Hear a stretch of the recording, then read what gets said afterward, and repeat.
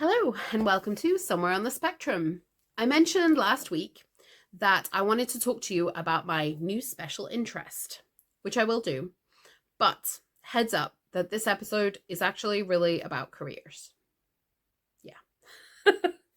So I don't know about all of you, but this topic of careers is quite emotionally charged for me. I feel like it's been a running theme throughout my life and it never goes away. I've never been able to find a lasting, satisfactory solution. And now just thinking about it is exhausting. Is it just me? Please say no. In my 20s, my mom started having careers evenings with me. I get that she was worried. I get that this was her way of trying to help me find my place. But the rejection sensitivity was massive. And it felt like I was being berated every week as a failure for not being able to find the right thing or my place or what I wanted to do.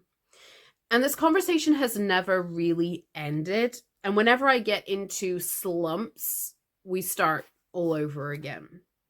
When I was in Korea, I told her, I am taking a 6-month break and I'm not thinking about this at all for 6 months. I was exhausted. And actually, that was the best thing that I ever did, because by taking a 6-month break and refusing to engage in a conversation about careers for 6 months, for the first time in my life, I actually stopped and paid attention to what I was doing at that moment. And I actually allowed myself to be okay with what I was doing at that moment. And to some extent, it dawned on me that this wasn't so bad. I wasn't in this dreadful state. This wasn't a terrible place to be in careers-wise. I was in another country. I was teaching English. I had a good income. I had a house. I had friends. I had a car. What was wrong with it? In addition to all of that, I was a volunteer manager at a local animal charity. And I had been doing that since I moved to Korea almost. And I had built something out of nothing. And I was loving it. That 6 months gave me a chance to realize that actually I was quite enjoying what I was doing. I was quite enjoying where I was and the sorts of things that I was doing, and the fact that I felt that I was able to make change to the lives of people and animals through the work that I was doing as a volunteer. And that changed my perspective. So the idea that I couldn't find the thing, that I was a failure because of that, wasn't actually true. I realized that I love managing volunteers. I started focusing on that, started to really put my effort into that. And when I returned to the UK a few years later, the only job I could get was in volunteer management. I had no choice. I had to go into it. And actually, I loved it and I had a great time. But there's always a but, isn't there? But my jobs never lasted more than 18 months. And ultimately, my career in volunteer management ended in burnout and disaster, pretty much. I'm curious, let me know in the comments for you, what is your time frame? When I've started working with autistic people, 6 months is quite a common time frame. A year, 2 years is pretty common. There are very few people who have had long-lasting careers. Sometimes it's just jobs that we're changing, but a lot of us have a past of changing quite different areas. You know, for me, I've worked in retail, I've been a teacher, I've worked in volunteer management, and a bunch of other stuff, HR. I'm curious with you, do you have a time frame? Do you have a normal number of months or years that you can last in a job? And if you think about it, how many careers have you had? I think probably if we start taking notes, I think you'll find that you're part of a gang. There's quite a few of us out here. For me, after my volunteer management jobs kind of imploded. That is a whole other story that we will get to one day. Teaching online kind of saved me. I could teach English. I went back to my English and I was teaching Chinese kids. At first, it was really, really good until the Chinese government changed the law. And now the money is not good at all. So I have a lot more freedom and autonomy, hence this channel, but no money. So of course, the careers chat reappears. After my mom saying, we should do something about this, what's the situation? You should think about it. I was sitting the next morning and I thought, okay, I need help. But I have had probably about 4 careers counselors helping me before. And the last one was trained to work with autistic people. And after 3 months, we basically were like, yeah, you did everything. I don't know. So it really has never been particularly helpful. So what to do? And then I had a brainwave. Chat GPT theoretically knows every job on the internet. If I could come up with the right question, it might have an answer. Because I've done so much with careers before, I already had done a lot of the background. If you guys want to know about the background, about how to get to the point of having a question to ask, let me know in the comments, because I can definitely do a video on that. I have more knowledge about careers than I would like. I'm very happy to share it for free. It can take quite a while to get to the point where you have a question to ask. And the key point is there's no point going out there and just wildly flailing around, because you will wear yourself out. Decision fatigue is very real. There are way too many choices out there. Even if you narrow it down to what you love, too many choices. And you're not going to really be able to identify how to begin or, anything if you do that. So you're better off doing the careers work first and narrowing things down until you get yourself a really good question. Then, and only then, go on to Chat GPT and ask your question. Caveat, don't like AI. Do not like AI. They're trying to make us feel like creativity shouldn't belong to us and should belong to computers, and that's just dumb.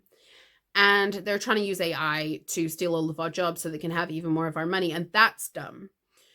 And AI takes up way too much energy. Did you know for every single Google search you do, and Chat GPT search or any AI search will take 10% more energy? That's dumb. Most of these companies are now building data centers that are going to use way too much water.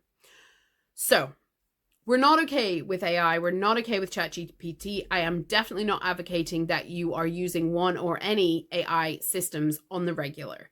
What I am saying is for occasional use only, since the entire planet is using it on a regular basis, it's okay for you to use it for occasional use only.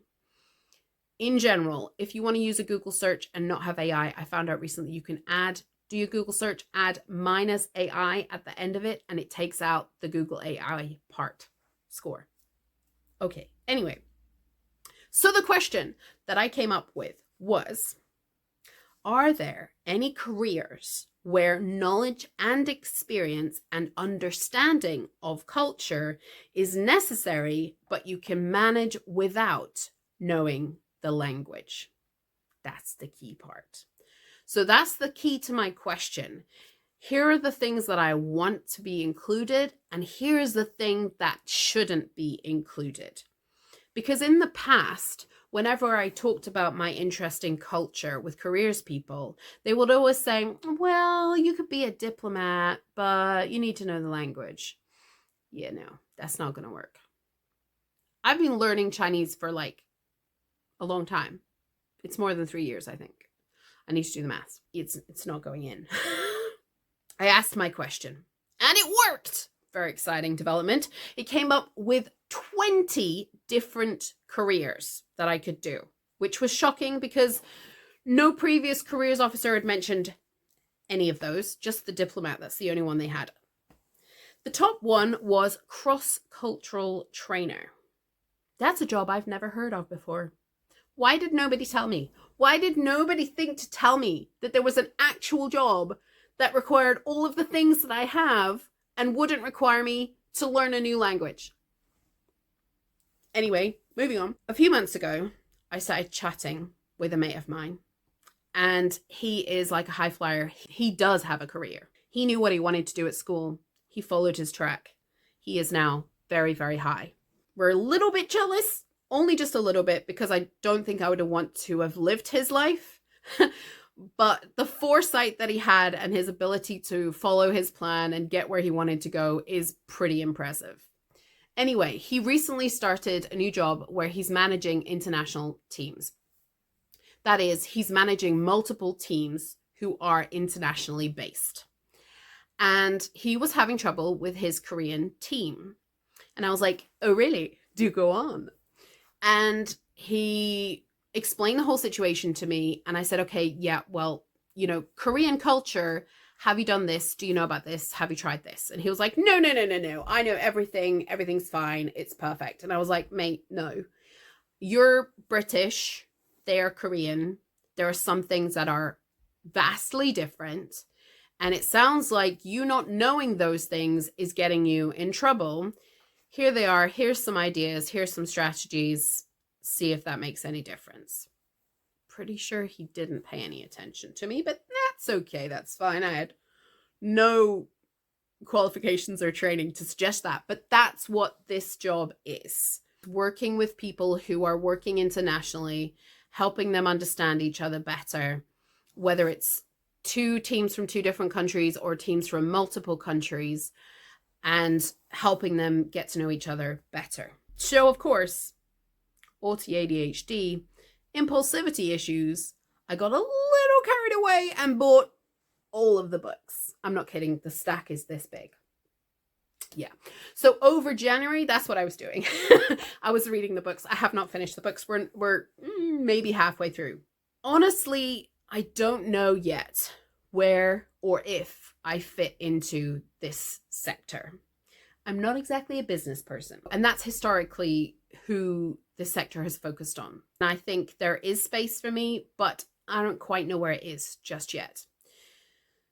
But I am finding it very, very interesting and really useful, and I'm really excited for the possibilities. And I'm kind of delighted to discover that a lot of my ideas from working with people around the world are actually on point, which is kind of satisfying. So if you're like me and you are exhausted with careers, maybe if you can come up with the perfect question, then Chat GPT might be able to help you too.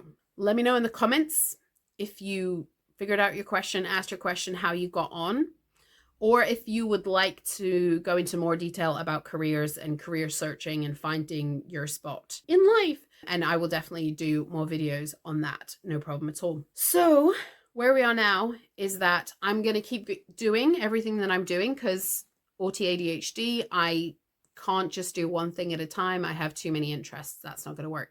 And I think where I've got to now is an understanding that when I try to only do one thing, when I try to niche down, as they say, it actually doesn't do my mental health any good because my brain is like, oh, over here, over there, I'm bored with this, I'm bored with that. So for me, actually having multiple projects ongoing has been really, really helpful and has given me the space and also given me the confidence to try to do other things. And I've just looked at it as we're just trying this to see how it goes. We can quit at any time. We can pivot at any time. We just keep going and see what happens. And that's worked pretty well for me for the last couple of years. So this is just another thing that we're adding to the mix that I'm super excited about. And I have no idea where it's going to go. And sometimes it's a little bit unnerving not to know where something's going to go. But I feel like at this point in time, nobody knows where we're going. So it's fine. I'm just going to read my books and see what happens. I don't know if that's helpful. I hope that's helpful. I'll keep you posted with how I go with my reading. And I'll see you next week. Bye.